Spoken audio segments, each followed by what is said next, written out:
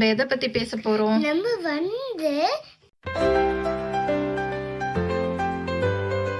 வணக்கம், என் பேர் நிகழ்யா.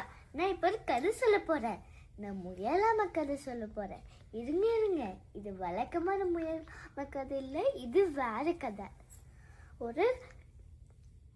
ஒரு தோட்டத்துல முயலும் ஆமையும் வாழ்ந்து வந்தாங்க. அவங்களுக்கு ஒரு நாள் ஒரு முட்டைக்கோஸ் கிடைச்சிச்சு. முயல் அந்த முட்டைக்கோஸை தானே சாப்பிடணும்னு நினைச்சிச்சு. ஆமை கிட்ட நம்ம ஒரு போட்டி வைக்கலாம்னு சொல்லிச்சு.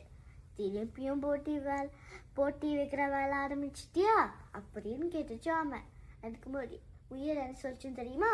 சரி, நீ ஏதாவது ஒரு போட்டி சொல்லு அப்படின்னு சொல்லிச்சு. ஆமை என்ன சொல்லிச்சுன்னு தெரியுமா? யாரும் அவங்க வீடை முதல்ல தொடுறாங்களோ அவங்களுக்கு தான் இந்த முட்டைக்கோஸ் அப்படின்னு சொல்லிச்சு. என் வீடு தானே. ஒரு நொடுல தொட்டுட்டு வந்தது வேகமா ஓடி ஒரு வீடை தொட்டு மூச்சு வாங்கி வந்து நின்றுச்சு. பார்த்தா ஆமை முட்டைக்கோசு சாப்பிட்டுட்டு இருக்கு.